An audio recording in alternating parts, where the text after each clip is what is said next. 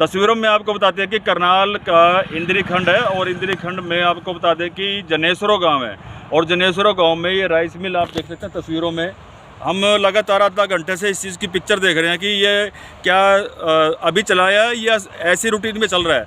लगातार आधा घंटे से ये राइस मिल आप तस्वीरें दिखा सकते हैं। हम आपको जूम करके दिखाएं कि ये राइस मिल है और फ़िलहाल हम ये नहीं कह सकते कि किसका नहीं है, क्योंकि हम यहाँ से कम 2 किलोमीटर दूरी सड़क पर खड़े हैं। ये सड़क आप देख रहे हैं, ये सड़क है और इससे हम 2 किलोमीटर की दूरी, लगभग 2 किले की दूरी पे है और लगातार इसमें से जेड ब्लैक धुआं निकलता हुआ नज़र आ रहा है। और साथ में ये तस्वीरें देखिए, गांव है, गांव के महज 2 किले की दूरी पर ये राइस मिल लगा हुआ है और यहाँ से लगातार कितना पोल्यूशन निकल रहा है। तो आम जनमानस को की सेहत पर पर्यावरण की दृष्टि से अगर हम देखें तो क्या असर पड़ता होगा, जबकि पोल्यूशन कंट्रोल बोर्ड द्वारा सभी प्रकार की एडवाइजरी, चाहे वो साइक्लोन को लेकर के है या राखी को लेकर के है, वो तमाम जो इंस्ट्रूमेंट लगाने चाहिए थे, जो पैरामीटर पोल्यूशन कंट्रोल बोर्ड द्वारा निर्धारित किए गए थे, उनकी धज्जियां उड़ाते हुए इस तरह से राइस मिल देख सकते हैं तस्वीरों में आप। लगातार ये इस धुआं निकलता हुआ नज़र आ रहा है और यहाँ पर आप देख रहे हैं कि इस राइस मिल से लगातार जेड ब्लैक धुआं निकलता हुआ नज़र आ रहा है। और आप देख रहे हैं कि गांव के महज 2 एकड़ की ज़मीन की दूरी पर ये धुआं यानी कि राइस मिल लगा हुआ है और कितने यहाँ पे बच्चे भी हैं परिवार के, और यहाँ पर गांव में सभी ग्रामीण रहते हैं और उसके साथ में वातावरण में जब ये धुआं फैलता है तो कितना नुकसान ये कर रहा है। एक तरफ पोल्यूशन कंट्रोल बोर्ड लाखों रुपए का जुर्माना लगाता है और इनको नोटिस वगैरह देता है, कार्रवाई होती है, कोर्ट तक ये मुकदमे जाते हैं।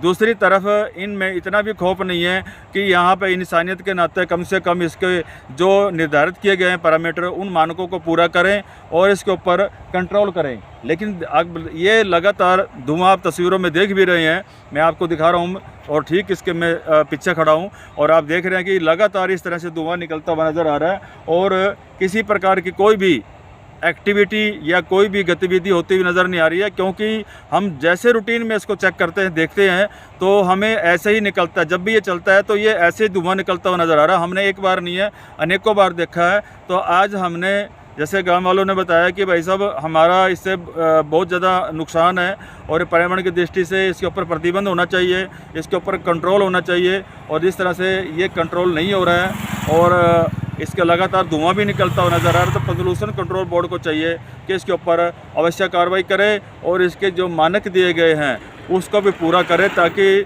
ज़िंदगी, मानव जीने के लिए, ज़िंदगी में उसके लिए खलवाड़ ना हो और हम खुली हवा में एक अच्छा सांस ले सकें। अदरवाइज़ इस तरह से आज बीमारियां फैलती जा रही हैं, चाहे वो टीबी की बीमारी है, चाहे वो सांस की दमे की बीमारी है, यह तरह तरह की जो बीमारियां लग रही हैं, उस घातक बीमारियों में इस तरह के जो खतरनाक ये पोल्यूशन है, ये बराबर की उसमें हिस्सेदारी होती है। और इन्हीं कारणों से आज इंसान की जो उम्र है या बीमारी से ग्रस्त है, ये विशेष कारण है जो हमने आपको दिखाया है। तो मेरा पोल्यूशन कंट्रोल बोर्ड से निवेदन है कि जनेसरो गांव में आइए और आप इस राइस मिल को चेक करिए, क्या ये ठीक है या गलत है। जबकि जेड ब्लैक धुआं इस नहीं निकाल सकते और इसके ऊपर जो इंस्ट्रूमेंट लगाने चाहिए थे वो नहीं लगे हैं। वाइट धुआं ही मान्य है, जबकि जेड ब्लैक धुएँ पे बिल्कुल भी बैन है, वो नहीं निकाल सकते। और इससे पहले भी आप देखे गए थे, जब ग्रैफ लगा हुआ था उस टाइम भी इस तरह से लोगों के जो तंदूर थे वो भी इसके ऊपर भी बैन कर दिए थे।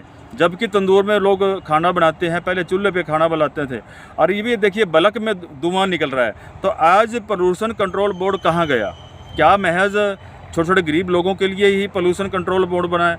क्या ऐसे जो बड़े बड़े लोग हैं जो फैक्ट्री इंडस्ट्री चलाते हैं, जो कि पोल्यूशन कंट्रोल बोर्ड के मानकों पे खरा नहीं उतरते, क्या इनके लिए कानून नहीं है? क्या ये गरीब लोगों के लिए कानून बना है? तो ये डिपार्टमेंट ने देखना होगा, उच्च अधिकारियों ने देखना होगा और उसके ऊपर कार्रवाई करनी पड़ेगी। अन्यथा इसी तरह से लोग बीमार होते रहेंगे और मानव जीवन के लिए ये बहुत बड़ा खतरा साबित होता हुआ नज़र आ रहा है। जुड़े रहिए अगले खबरों तक। बंसीलाल पंचाल, सत समाचार, करनाल, हरियाणा।